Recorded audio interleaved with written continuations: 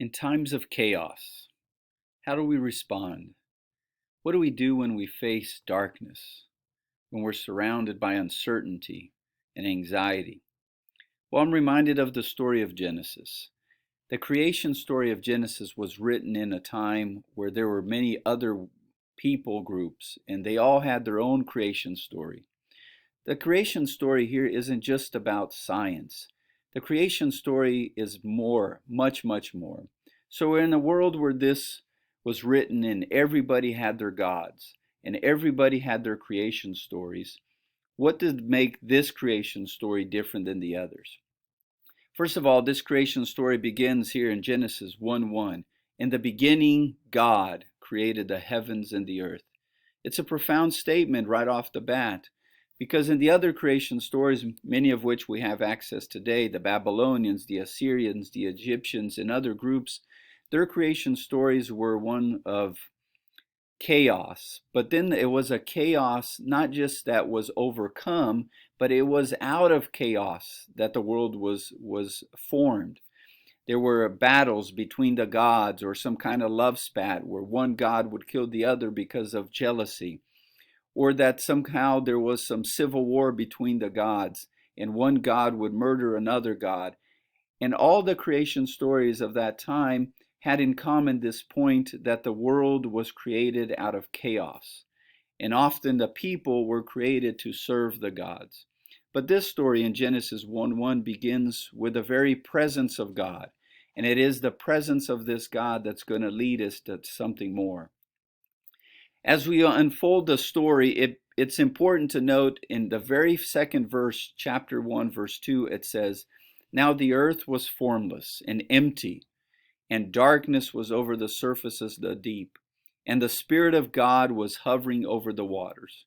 As we look a little deeper here, it's important to point a few things. First of all, this formless and emptiness that's translated in English, the Hebrew here is tohu vabohu.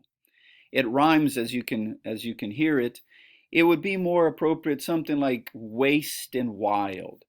The creation story here begins with the world in chaos, with the world in darkness, with the world with waste and wild, this tohu vabohu experience. And it is the very presence of this God that his spirit is hovering over the waters. And the word there is ruach. Ruach was hovering over this existence, this voidness, this darkness. And it is his presence that begins this beautiful story of creation. But it must be understood really as a story of liberation, a story of liberation from the darkness, of liberation from the chaos, of liberation from the tohu vabohu. It's his presence, the presence of God, that will push chaos out, that will liberate the story from this beginning of chaos and darkness, and will move the story through his presence into this creation. And it's a progression. You have here each day, and day 1 and day 2 and day 3, and it moves along. And at the end of each one of these days, it says that God saw that it was good. And God saw that it was good. 7 different times that observation will be made, because what God is analyzing to be good, the statement being made here, is that his presence moving the story into betterment, the progression of creation a day at a time, is a good process. It's a process, once again, that starts with chaos and darkness, but it's one that his presence begin in a progressive way, liberating the creation, the progression, the beauty, the purpose. Life and light liberates the chaos and frees us from the chaos and liberates us from the darkness. And as the story progresses, what is being developed here is what we call the Garden of Eden. And the Garden of Eden is more than just some plot of land. What the story represents here is God's progression into better. How his very presence is one that leads out of chaos into Eden, which literally means delight. So God's presence is one that takes us from tohu vabohu to delight, that takes us from chaos to organization, that takes us from darkness to light. And his presence molds as the story is molded and the progression unfolds. We get to day 7, which is a Sabbath day. It is a day where it says that God then rested, or God stopped, he ceased. And this is an important day. Leading up to this, at the end of each day, day 1, day 2, day 3, so forth, it says that there was night and morning the first day. There was evening and morning the next day. And it does that for 6 days straight. When it gets to day 7, it is a blessed day. It's a uniquely different day because in that day, God completes his process of from tohu vabohu to delight, from darkness to light, from chaos to betterment. God is completes that process, that journey, that creation, that liberation.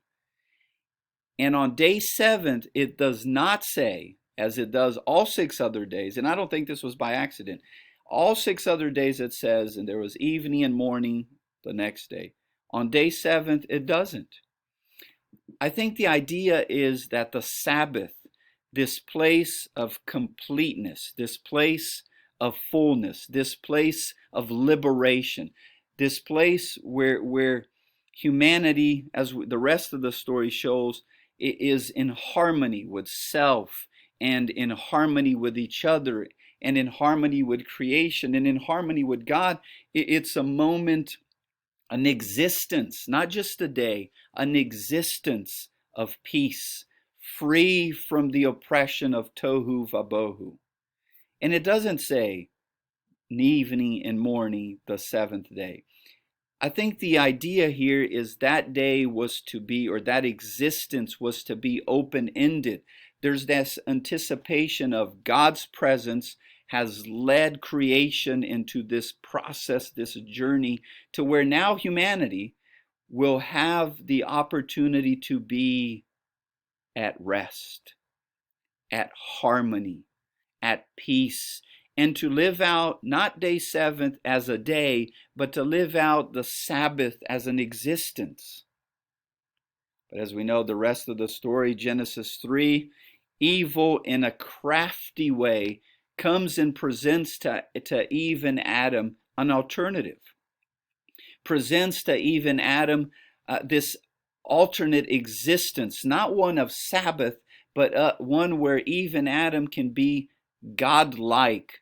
Godlike in the sense of defining what is right and wrong. And it's presented as this tree of good and evil, or the Hebrew there tohu, or the Hebrew there tov and ra, good and evil, where Eve and Adam are tempted to, instead of submitting in the day, in the Sabbath existence, a place of peace and harmony and beauty and creation, in the presence of God, submitting to that existence and to the presence of God, to take for themselves the ability to define what is right and wrong.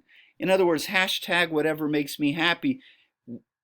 Adam and Eve are tempted to create their own world. Can they for themselves, by their own power and their own definition, explain and maintain and live out this Sabbath, or something better, or an equivalent, some alternative to it? Well, we know the rest of the story. It doesn't go well. It doesn't go well. The very next thing that happens in chapter 3 is when Eve and Adam are tempted and fall short of God's Sabbath existence, is they feel shame. They have to hide. They realize they are naked. There's this sense of now brokenness. The very intimacy they had and harmony they had and innocence they had with self and with each other is lost. The next thing, the next consequence is they hide from God. They hear God coming and they hide from God. There is this brokenness between them, each other, and God. God finds them, so to speak, and then Adam and Eve will play this game of blaming each other. They'll play this game of not accepting responsibility, not trying to mend the brokenness, but to shift the blame to somebody else. And as chapter 3 unfolds, it is one consequence after the other. One of them being that instead of this Sabbath existence, creation now will fight back. It will be the harmony is lost, where God was providing and Adam and Eve were going to get to enjoy this harmonious, peaceful cultivation of that Sabbath existence. Now God says that you will work unto death, and that the earth will fight you, and that there will be weeds, and you will just be grinded into the dust. Now, what a painful existence that sounds like. What a different reality than the Sabbath that God intended. And the rest of the stories from Genesis there unto Genesis 3 unto Genesis 11 is story of chaos and tohu vabohu returning to the existence that God created. He pushed it out, but Adam and Eve, through the craftiness of evil, opened the door for tohu vabohu, for chaos to re-enter. We have now death. We have where Cain and Abel, one brother will kill another. We have where the story progresses there into this man Lamech, where a descendant of Cain who now decides to have two wives and who sings this little song about how powerful he was when some young man messed with him and how he killed him to show his power and vengeance. And the story goes from there into the flood, where evil, where tohu vabohu just contaminates and just spreads and it just takes over creation. And then the Tower of Babel, this story of an illusion that humanity somehow on its own efforts can bring itself back to glory, can bring itself back to a Sabbath existence, can somehow, out of its own, pulling up itself by its own bootstraps with this new technology, then the brick, that somehow it can make itself healed and better and great. What an illusion. Now, as the story unfolds, we know that the story just progresses into chaos. Eventually, God's people will find itself oppressed and ruled over in Egypt, this place where it becomes, they are once again enslaved by the darkness and by the chaos and the tohu vabohu, where it says there that Egypt was grinding them into death and into the ground. That where they are literally, as God said in Genesis 3, they are literally now working unto death. But thankfully, through the presence of God, once again, just like in the beginning of Genesis, it is the presence of God, in this case through representatives like Moses and then Joshua, that and through powerful acts like the 10 plagues, God will free Israel from death and oppression and slavery, and will bring them out of that existence where it wasn't a Sabbath existence. Instead, it was an existence of being worked unto death. How God pulls them out. And God is then it's almost repeating Genesis 1 and 2, where the story here has Egypt and oppression and death and slavery and chaos, but it will be the presence of God that will bring them out of that, and it's like restarting the creation story.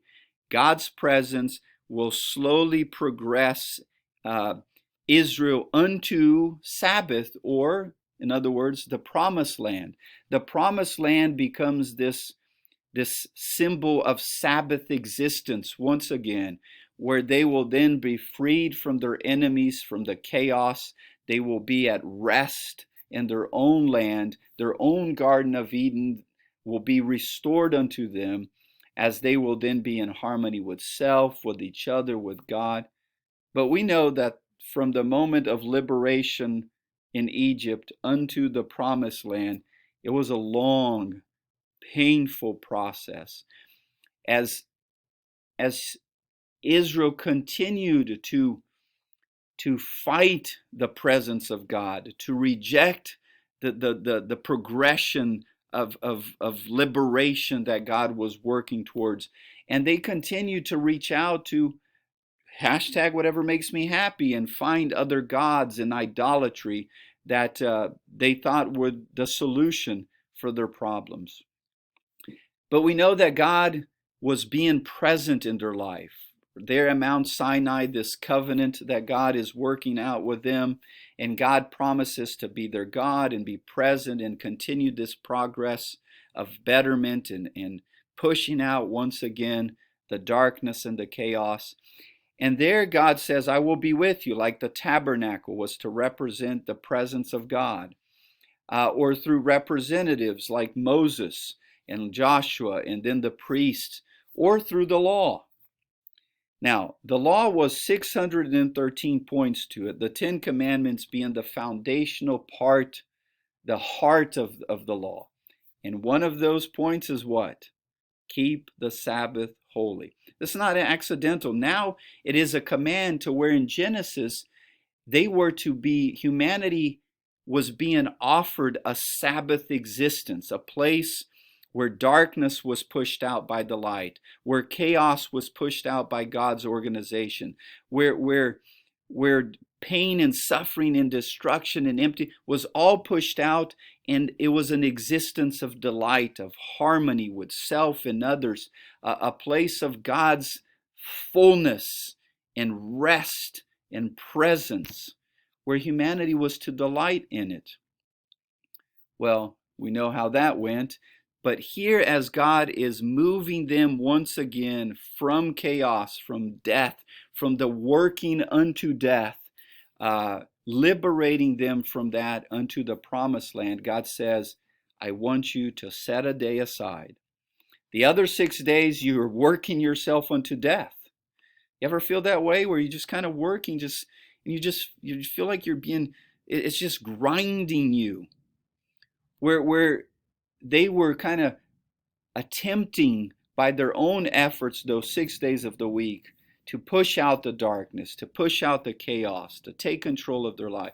One day a week, you're going to stop, and you're going to live this brief reminder of a Sabbath existence that God intended. And you will stop from working unto death, and you will stop from the illusion of taking control, where you try to control your life, and you will stop and remember, and you will long for, and you will pray, and you will sing, and you will ask God to take you from this chaos, to continue the process and the journey of molding you unto something more, and take you to the fullness of the Sabbath. And you're to remember that. You're supposed to do that on a weekly basis. Well, if you know anything about the story of Israel, you know it's a story of great chaos. It's a story of pain and suffering, where they continue to work themselves unto death, where they continue to grasp for betterment, not in God, but in other gods, where idolatry, where pain and suffering and conflict and chaos was their story. Now, move along to Jesus. The presence of Jesus in the story is brilliant, because Jesus claimed to be God's presence returned. Just like in Genesis 1, just like there at Mount Sinai, the presence of God is key in the process of pushing this tohu vabohu out and liberating humanity from that unto rest, unto the Sabbath existence. Matthew claims that Jesus is Emmanuel, God with us. John says that Jesus is the tabernacle that has been pitched up within us, taking you back to the idea of the tabernacle being the presence of God, how Jesus is that once again with us, but in this personal, relational way. Mark describes Jesus as the one who came anointed to rule his gathered ones, calling people unto his presence, into his reign of liberation. Luke describes Jesus as God who came to be the one restoring. Think about it. Restoring what? Creation. What's been lost. Paul describes Jesus in Colossians as the fullness of God in bodily form. In Ephesians, he says to the Ephesian church that Jesus is all the spiritual blessings of God brought near. Can you see the theme here? That who is Jesus? He is the presence of God returned. And of course, if the presence of God is with us, once again, the chaos can be pushed out. And we are then in this process of creation, restoring us back to this Sabbath existence.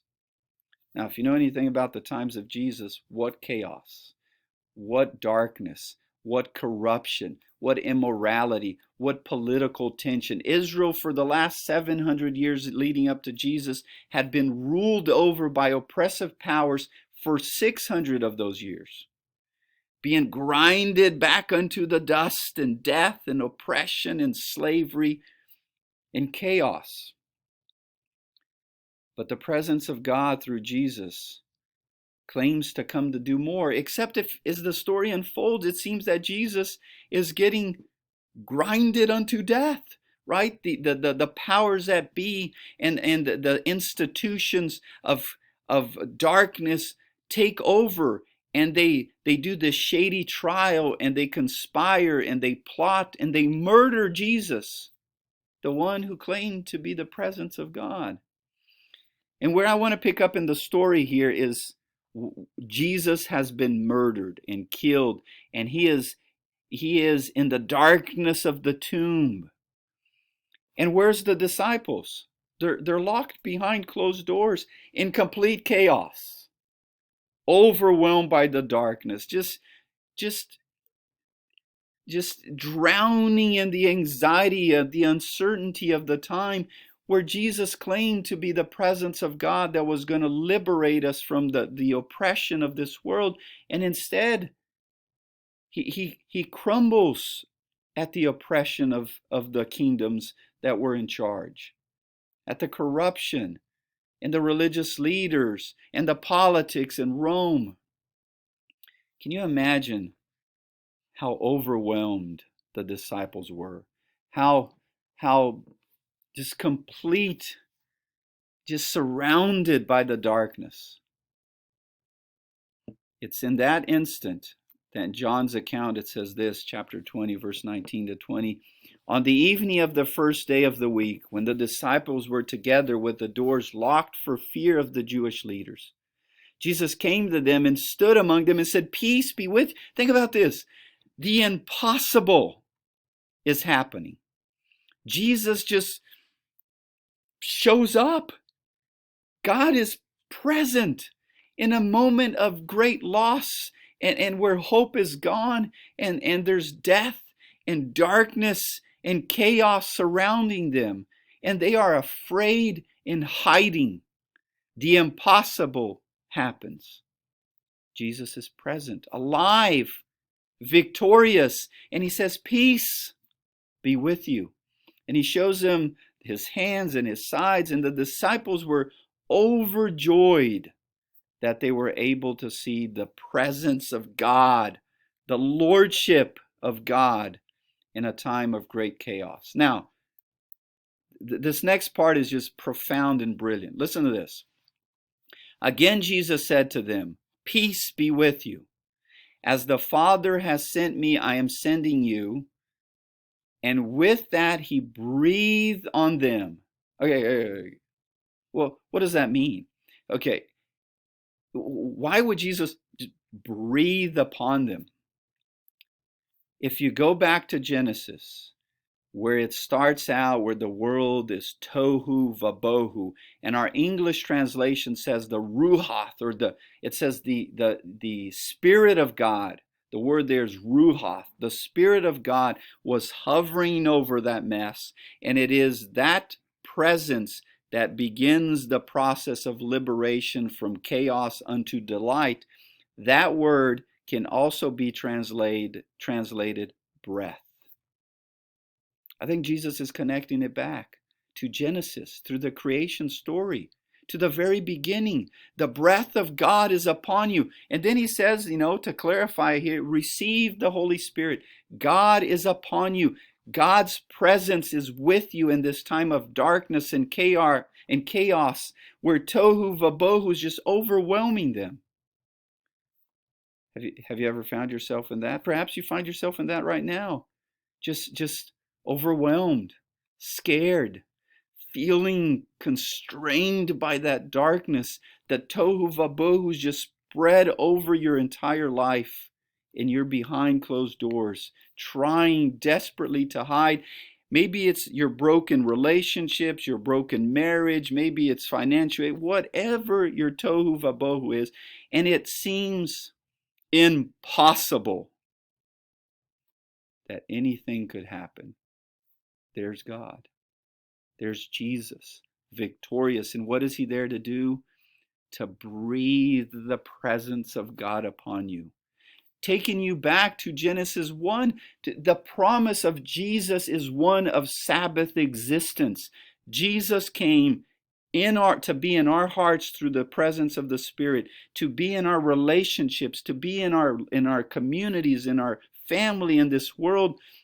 If we allow him, his presence, he will take the tohu vabohu that's still here, and he will push it out, liberating us from this mess unto a Sabbath existence, where once again we will be in harmony with self, we will be in peace with each other, we will be in harmony with God, with God's presence and creation, and things will be at rest. And as Jesus says here, things will then be at peace. Jesus, the presence of God, is here to push out tohu vabohu from your life and bring peace.